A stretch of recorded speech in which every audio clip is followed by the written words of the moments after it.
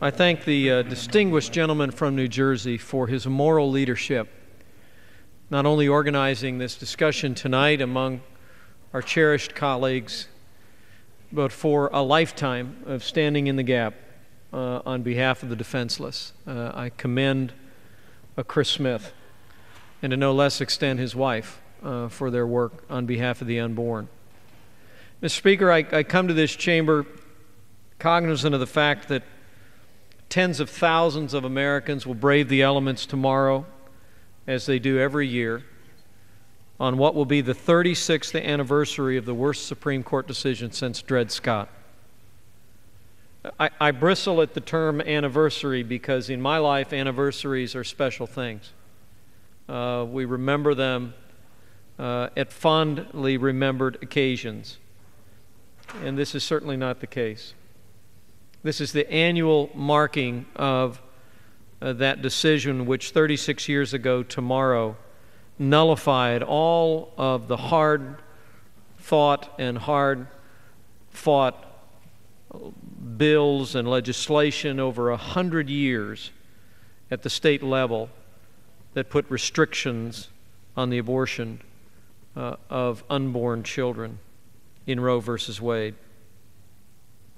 It is accurate to say that life is losing in Washington, D.C., both in our judiciary, among a pro-abortion majority in the House and Senate, and now with the election of a pro-abortion President of the United States.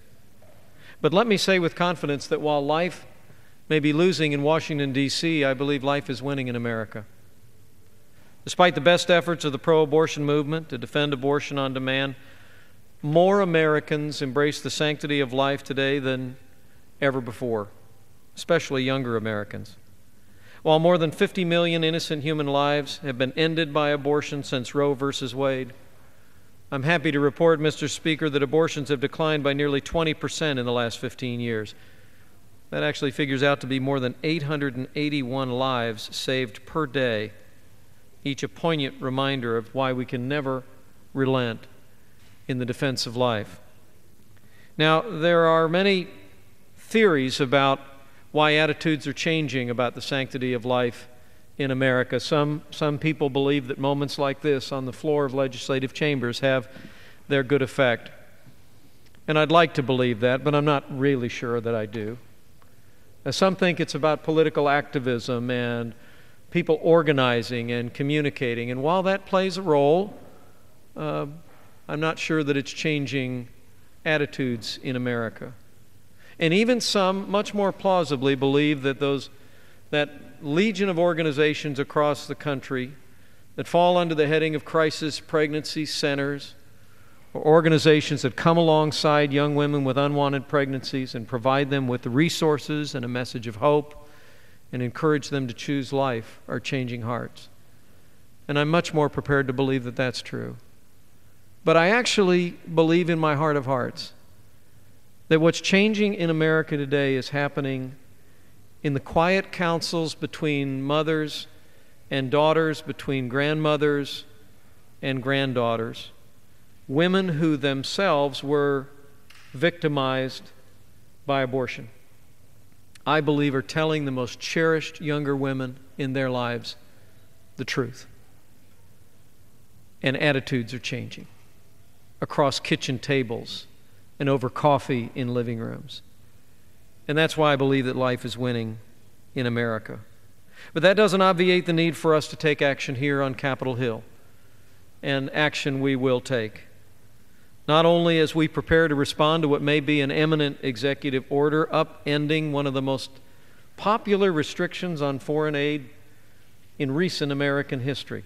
There are rumors, Mr. Speaker, that the so-named Mexico City policy will be overturned by our new president, and we prepare to make the case on behalf of American taxpayers and on behalf of pro-life Americans of the wrongness of that decision if it comes to pass.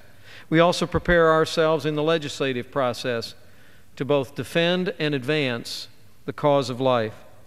Just moments ago, with 63 original co-sponsors, I reintroduced legislation that I brought to this floor in the last Congress the Title X Abortion Provider Prohibition Act. It comes as a surprise to many to learn that the largest largest recipient of non-abortion federal taxpayer dollars through Title X is the largest abortion provider in America. Most Americans don't realize that. Let me say that again, that the largest recipient of federal funding through Title X is the largest abortion provider in America. Now, Planned Parenthood, that recipient, will be very quick to say that, well, no, Title X can't go to providing or promoting abortion services, and that is certainly true, but it doesn't change the fact that the largest abortion provider in America is also the recipient of literally tens of millions of dollars in federal taxpayer money that go into their non-abortion related activities. Our legislation, reintroduced today with broad support, and in the last Congress, co-sponsored by nearly 200 of our colleagues, would restrict any federal family planning funds from going to organizations like Planned Parenthood who perform abortions on demand or for any reason. And I urge my colleagues to support this measure.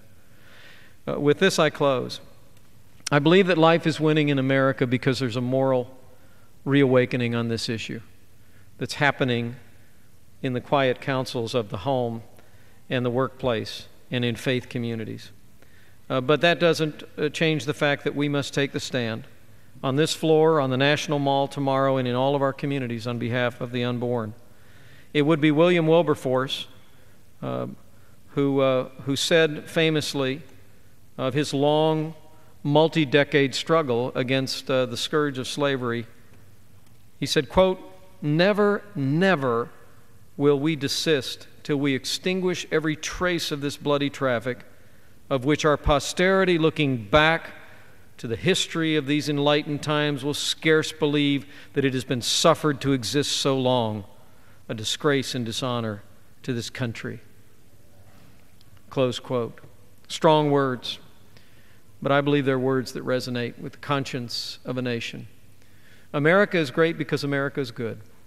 And at the very center of the American experiment is the belief in the value and the sanctity of every human life. And until we restore that principle to the very center of the rule of law in this nation, we risk the ongoing vitality of the American experiment. I believe it with all my heart. And I yield back to the gentleman, and thank you.